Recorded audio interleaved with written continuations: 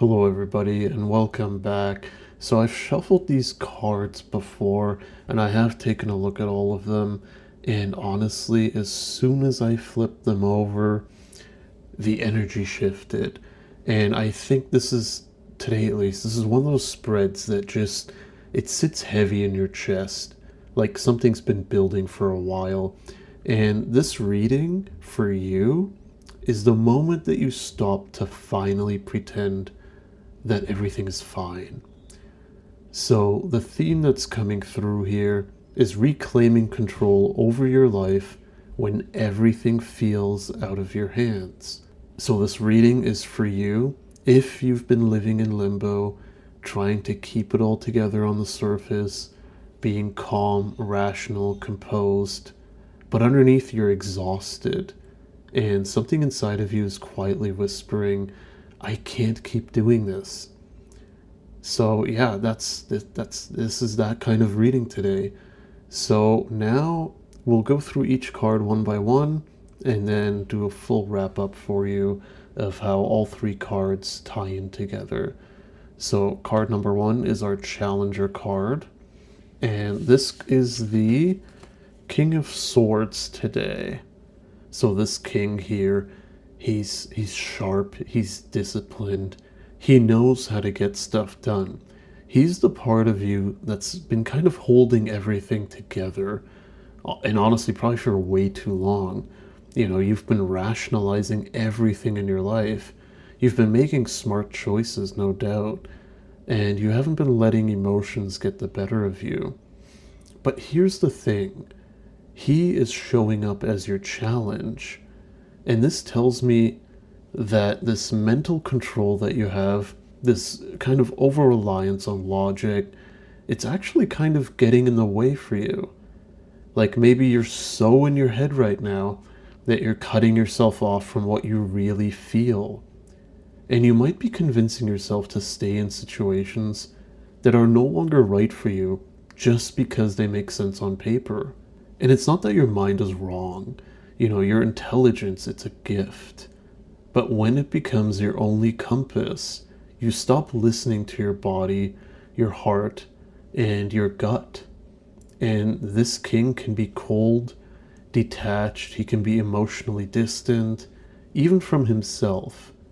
And this very much ties in with you as well, with how you're going through your life. You might be cold, you might be distant, not just from other people, but from yourself and from what you're really feeling right now. So your challenge, it's not that you're lost really, it's that you're clinging to a certainty, like a life raft, when what you really need is honesty with yourself.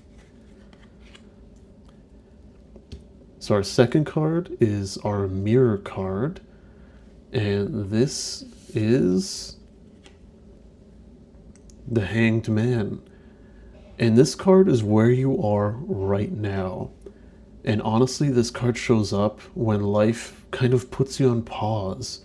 And it's not to punish you, but to kind of force a shift in perspective. So you might feel stuck, like nothing's moving, like you're waiting on a sign or some opportunity, or someone else to make a decision so that you don't have to. But this card is saying to you, you're not stuck, you're suspended.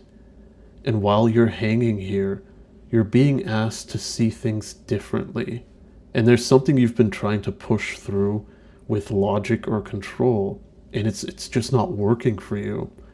And I don't think it's really because of a lack of effort on your part. I think that you've been doing everything right, kind of how you've been seeing with the King of Swords. But the Hanged Man says that right isn't necessarily aligned. And this pause that you're in, it's not the problem, it's the medicine. Something is reshaping inside of you, but it needs time and stillness and probably some discomfort too. And yeah, I get it. Like it's uncomfortable when things feel like they're in limbo. But what if this pause isn't about delay? What if it's about direction? And our third card here is our helper card. And this, oh, okay. This is the Death card.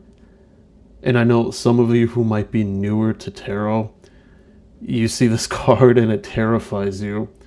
But honestly, it's one of the most liberating cards in the whole deck. It doesn't mean that you're going to die. I'll say that right off the bat. And as your helper card, though, this Death card is saying, stop dragging the dead weight.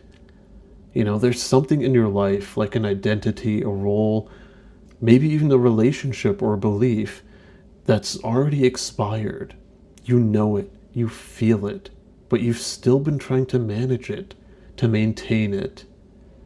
And you're keeping it just barely alive so you don't have to deal with the grief that comes with letting it go. But the message here is clear. You don't need more clarity. What you need is closure. And death brings that. And it's not in a violent or chaotic way, but in a clean, sacred, full circle kind of way. Like letting go with reverence.